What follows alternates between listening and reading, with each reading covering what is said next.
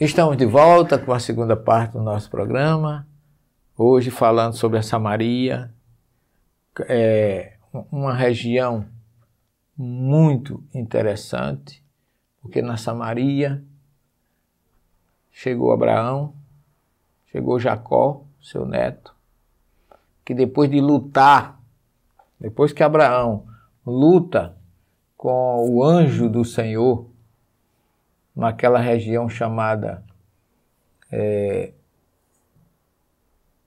naquela região entre as montanhas de Gileade, onde fica o rio Jaboque. Ali ele lutou com o anjo e depois disso ele também foi para o mesmo lugar que o seu avô tinha ido, para Siquém.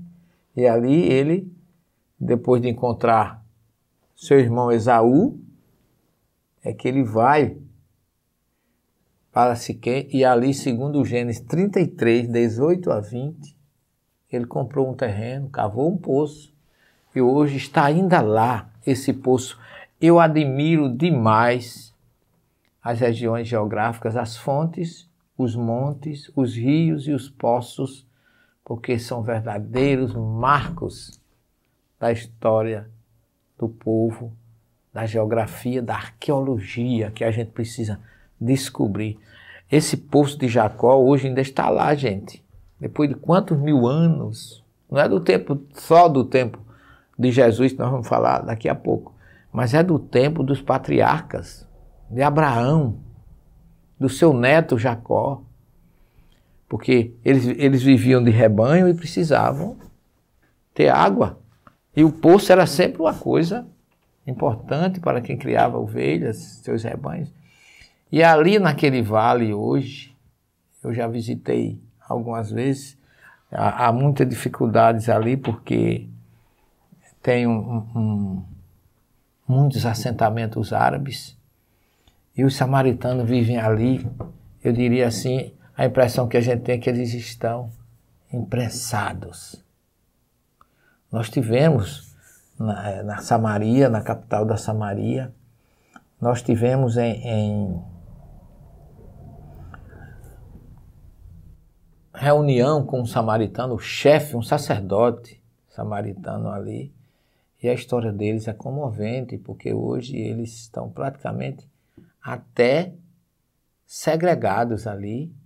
E para vocês terem uma ideia, em toda a região hoje do planeta Terra não existe 1000 samaritanos. Quer dizer, é um povo que eles seguem uma Torá especial, com um idioma, a Bíblia deles, a Torá deles, que eles só seguem os 5 livros de Moisés. Eles não aceitam os profetas, nem o que veio depois, não. É só os 5 livros de Moisés. O ritual deles, do Pessa, do sacrifício do cordeiro, é uma coisa impressionante. E parece que eles ainda estão naquela época. Eles até lamentam que eles sejam tão discriminados. E os jovens ali, quando chegam aos 18 anos, eles vão embora. Por isso que a população de samaritano está desaparecendo. Porque os que estão ali permanecem muito poucos, os que vão embora se misturam com outras pessoas e o samaritano fica perdendo a sua identidade. Mas ele disse que o samaritano é conhecido pelo lóbulo da orelha. E eu achei interessante porque eu conversando com ele, eu e muitas pessoas que tinham ali, ele inclusive me classificou como se eu fosse um descendente do samaritano. E eu fiquei até sensibilizado porque a nossa casa espírita chama-se Núcleo Espírita Bom Samaritano. E eu achei aquilo muito interessante, porque nós ficamos com ele muito tempo, e ele a contar, de uma forma amargurada, as dificuldades que eles têm, os preconceitos que eles sofrem. E eu fiquei sensibilizado, porque nós conhecemos a história daquela região com Jesus, né? Porque Mateus, quando escreve no seu livro, no seu evangelho, o capítulo 10, as recomendações de Jesus, é dizendo que quando eles chegassem numa cidade que não fosse bem recebido, sacudisse o pó das suas sandálias, e que eles não entrassem na terra dos samaritanos. Eu fico refletindo, eu tenho a impressão que Jesus não falou isso. Me desculpe vocês que são mais ligados ao literal, alguns irmãos de outras correntes religiosas, mas Jesus, então, ele disse uma coisa e fez outra. A impressão que eu tenho hoje é que Mateus colocou alguma coisa de cunho pessoal, porque o judeu, sim, tinha discriminação com o samaritano, desde aquela época. Porque se você for olhar a história de Abraão, a história de Salomão, os seus 2 filhos, Roboão e Jeroboão, que eles se dividiram depois da morte de Salomão, ali por volta do ano 900 e pouco antes de Cristo, e aí eles formaram 2 reinos distintos, Judá no sul e Israel no norte. Então o reino do norte eram 10 tribos, o reino do sul eram 2, Judá e Benjamim. E as outras 10 tribos que viviam no norte, quando foram atacadas pelos assírios, eles foram levados 130 anos mais ou menos antes do que aconteceu com os judeus em Jerusalém. Eles foram para lá e as 10 tribos dele praticamente eles consideram hoje tribos perdidas. Então eles acham que os samaritanos se corromperam e quando o judeu também é invadido por Nabucodonosor pelos babilônios e vão para o exílio, para a galute ou diáspora, quando eles retornam que vão reconstruir o templo de Israel, de Jerusalém, libertados por Ciro, rei dos persas, os samaritanos disseram, chegou a nossa hora, e foram lá se oferecer para construir um templo junto com eles, e eles não aceitaram. Acharam que os samaritanos estavam a partir daí impuros, e não aceitaram, eles ficaram sofridos, ainda hoje sofrem isso, lamentam, não é? E Jesus vem, meus queridos, é aí que eu quero entrar na história de vocês. A história de Jesus na Samaria, porque ele, o que é que ele faz? Ele, identificado por João no Jordão, ele sobe por dentro da Samaria, passa, chega ao poço de Jacó com seus discípulos e ali ele se senta e pede água a uma samaritana, quebrando todos os paradigmas, porque o judeu homem não fala nem com o judeu samaritano homem. O judeu ortodoxo já tem diferença de cumprimento de falar com uma mulher. Imagine falar Jesus com uma mulher samaritana. Se você olhar o capítulo 4 do Evangelho de João, você vai ver a surpresa daquela mulher num diálogo maravilhoso que nos chama a atenção de como Jesus era misericordioso. Quando Jesus soube que os fariseus tinham ouvido dizer que ele fazia mais discípulos e batizava mais que João, ainda que ele fale, Jesus mesmo nunca batizou ninguém, deixou a Judéia e retornou a Galiléia. E aí muita gente que fazia esse percurso desviava para não passar na Samaria, porque, inclusive, Mateus escreve, não entre na terra dos samaritanos. O que é que Jesus faz? Jesus passou pela Samaria, chegou a uma cidade chamada Sicá, que é que eu estou falando para vocês, Siquém, entre os montes Gerizim e Ebal, perto da região que Jacó havia dado a seu filho José, porque ali também está o corpo de José, quando veio do Êxodo, trouxeram, está lá, tem um monumento a José no Vale do Siquém. Ali se achava a fonte de Jacó, seu antecessor, da sua família. Fatigado da caminhada, sentou-se junto à fonte, era por volta da hora sexta, a hora 0 é 6, a hora terceira é 9, a hora sexta por volta de meio-dia, o sol estava a pino, muito quente, só a pino é quando está lá no cume, como nós dizemos aqui no Nordeste. E o que é que acontece? Uma mulher da Samaria chegou para tirar água e Jesus lhe disse, dá-me de beber. Seus discípulos haviam ido à cidade comprar alimento. Diz-lhe então a samaritana, olha a surpresa dela, Senhor, como sendo tu judeu me pedes de beber, a mim que sou samaritana? Por que ela fez essa pergunta?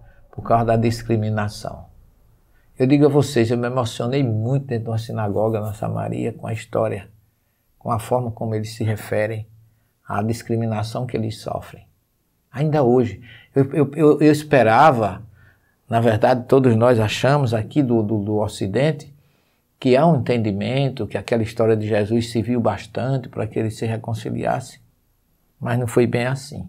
Não é isso que acontece ainda hoje. E aí Jesus respondeu: se conhecesse o dom de Deus, e quem é que te pede água, tu é que lhe pedirias, e ele te daria água viva.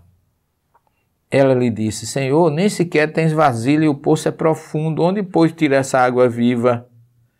E aí ele diz assim, ela diz: és porventura maior que o nosso pai Jacó. Olha que ela não diz o meu pai, já nosso pai, porque os samaritanos também são descendentes de Jacó. Porque as 12 tribos, né, é que gerou a Samaria e toda aquela região. Que nos deu esse poço do qual ele mesmo bebeu, assim como seus filhos e seus animais. Jesus respondeu: aquele que bebe desta água terá sede, mas quem beber da água que eu lhe darei, nunca mais se sentirá sede. Pois a água que eu lhe der tornar-se a fonte de água jorrando para a vida eterna. A água da fonte, ela vem ao nosso encontro. É o que Jesus estava fazendo. Estava indo ao encontro daquela mulher.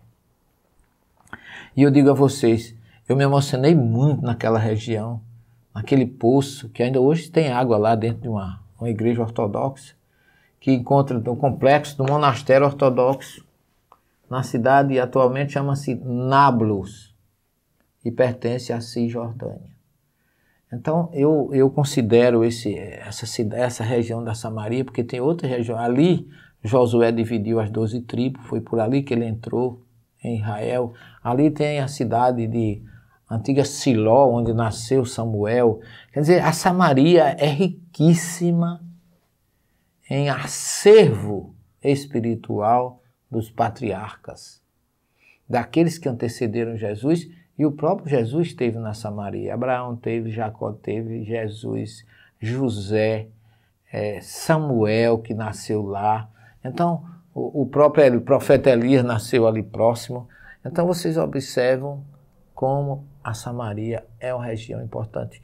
Nós não temos mais tempo no nosso programa de hoje, mas eu vou voltar a aprofundar mais esse assunto, com mais detalhes sobre a experiência que tivemos ali e como Siló, que é a cidade que já foi a capital da Samaria, antiga, primeira capital de Israel, como Siló é citada no Gênesis como a cidade que representa Jesus, o Messias, que eu cito ela, inclusive, no meu trabalho de pós-doutorado, o Messias no judaísmo. Então, meus queridos irmãos, eu gostaria de desejar a todos vocês muita paz e que nós pudéssemos refletir sobre o comportamento de Jesus diante das diferenças, diante das dificuldades, diante dos erros. Jesus nunca condenou ninguém, ele sempre amparou aqueles. Você não se autocondene, nem aceite condenação de ninguém por um erro cometido por você. Jesus vai estar sempre pronto a lhe receber, a lhe perdoar. Agora, lembre-se que ele disse: vai e não erres mais. Se você se arrependeu, se você quer consertar, Jesus vai lhe dar essa oportunidade, porque ele é misericordioso, é justo e é bom. E ele permaneça no seu coração, na sua vida, neste momento, amanhã e sempre. Fique com ele, muita paz e até o próximo programa.